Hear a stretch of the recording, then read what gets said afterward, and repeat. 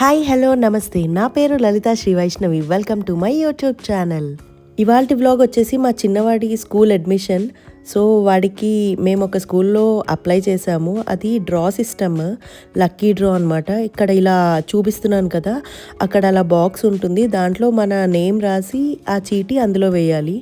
అది ఎవరైతే పిక్ చేస్తారో, ఎవరి నేమ్స్ అయితే వస్తాయో వాళ్ళు ఆ స్కూల్లో అడ్మిషన్ వచ్చినట్టు.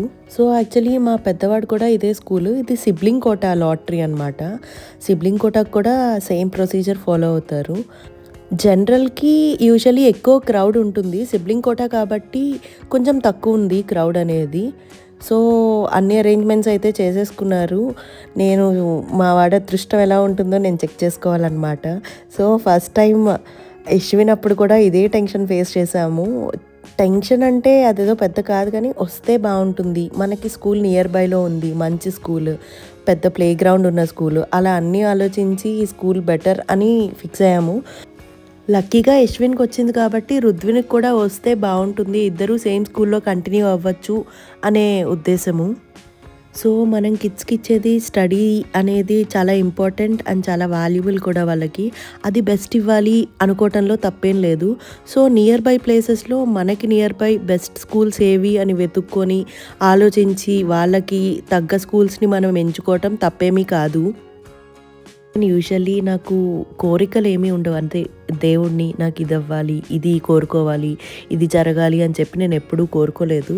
ఫస్ట్ టైం మా యశ్విన్ లాటరీ సిస్టమ్ అని తెలిసాక ఫస్ట్ టైం యశ్విన్కి నేను అనుకున్నాను నాకు ఈ స్కూల్లో సీట్ రావాలి మా వాడికి అని చెప్పి.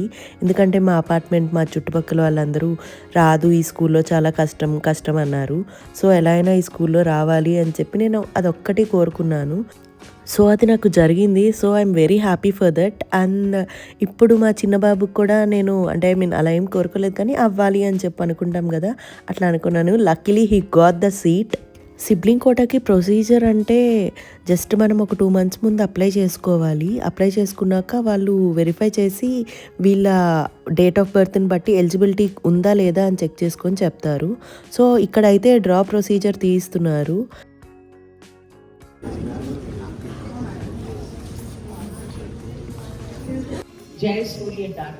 Wow, good job. వాడిది వాడే తీసుకున్నాడు.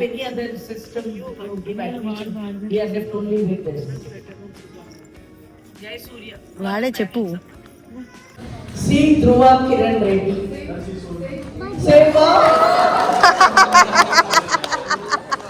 భలే తీసుకుంటున్నారు.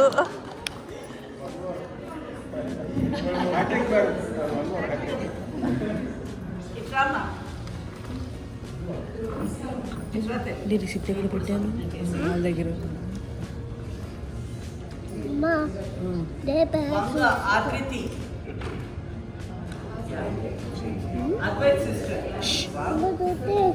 సరే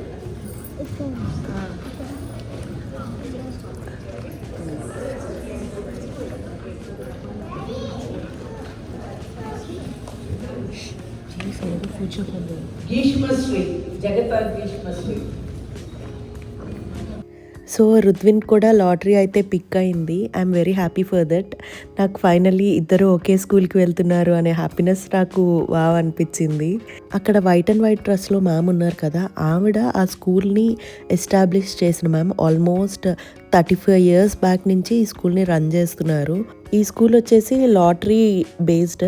ఇది ఎవరికైతే పిక్ అవుతుందో వాళ్ళకైతే సీట్స్ వస్తాయి, మిగతా వాళ్ళకి బెటర్ లక్ నెక్స్ట్ టైం అని చెప్పేస్తారు. So purely luck based. And ఎటువంటి రికమెండేషన్స్ కూడా వర్కౌట్ అవ్వవు. మా వాడితో వచ్చే టైంకి నేను రికార్డ్ చేయలేదు, మా వాడు లాస్ట్లో వచ్చాడు. సో నేను ఆ టైంకి ఇంకా రికార్డ్ చేయటం ఆపేసి, ఎక్సైట్మెంట్ ఉంటుంది కదా వస్తుందా రాదా అనే దాంట్లో ఉన్నాను. Finally he got the admission. So ఇలా అయితే sibling quota admission process complete అయింది. సో వచ్చిన వాళ్ళకి అక్కడ విడిగా సపరేట్గా నుంచోబెట్టి వాళ్ళకి ఫామ్స్ ఇచ్చి ఫిల్ చేయిస్తారు.